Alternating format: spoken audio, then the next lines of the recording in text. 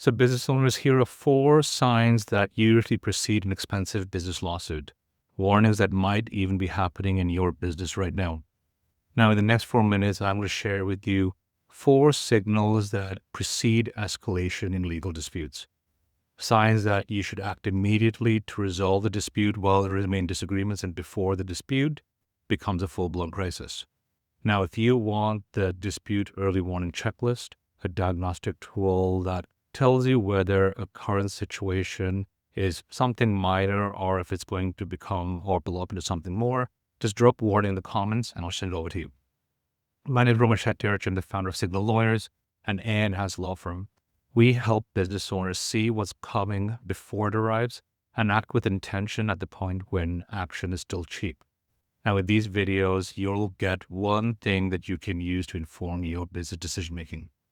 Now, the problem here is that something feels off in a relationship. A supplier is slow to respond. An employee has been subtly disengaged. They're not really performing the way you used to. Maybe a client is pushing back on deliverables in a way that's not as feedback and is starting to sound really dissatisfied. You might notice these disputes. You might not name it. You might tell yourself everything's fine, but you don't take any steps to address the problem ahead of time. And a couple months later, you're now in a situation where every option is becoming expensive. So what most business owners do when something feels off is just wait and see. Take the example of an employee. If you ask if everything's okay, if something's wrong, they might say something to you that you don't expect. It opens up a can of worms. Same thing with a client or a supplier. The fact of the matter is that you taking action could open the door to unforeseen consequences. But that in and of itself is not a reason why you should not take action. The fact of the matter is if you don't take action, you miss an opportunity to address things while there's a window to address things cheaply. And especially when it comes to documentation, if you miss the opportunity to document your grievances and document the ability to try and address things, it's just going to simmer, and then boil over just because you haven't taken any proactive steps to address it. The idea behind proactive engagement is to ensure that you preserve the options that will most likely disappear once everything's escalated. So the early warning framework I talked about, the signals begin with the pattern or change in how someone communicates with you.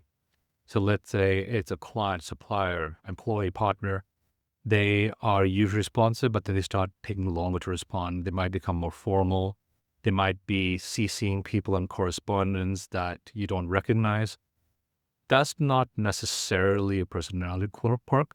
It might be a sign that they are building a record and they're getting other people to inform their decision-making.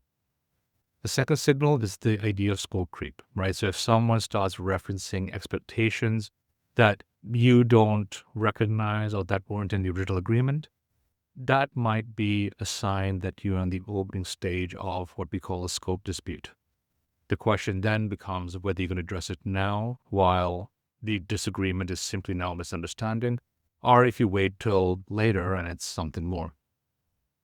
The third signal, it's a provision that's being tested. So when someone starts quoting a contract back to you, or when they're being really precise about their language, that's a sign that they're building a foundation for something.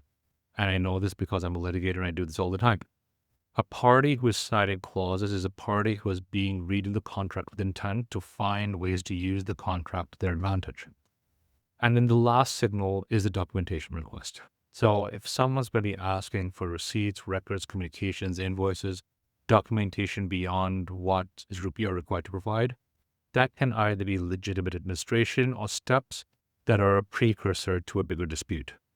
Now here you've got to know the difference between what they're looking at if requesting, is it reasonable, or if it's going to be something that maps to an obligation that's in the contract, or conversely, if it's not reasonable and is not found in your contract.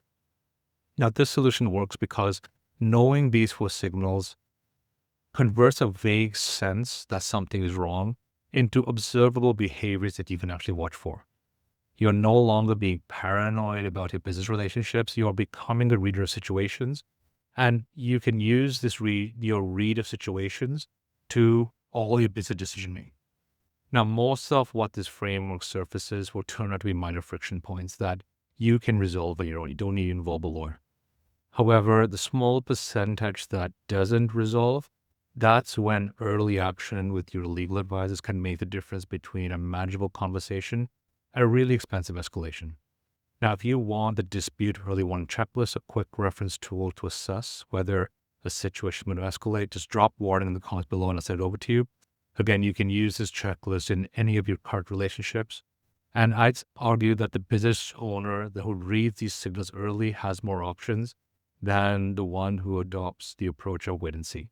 Chat soon. Cheers.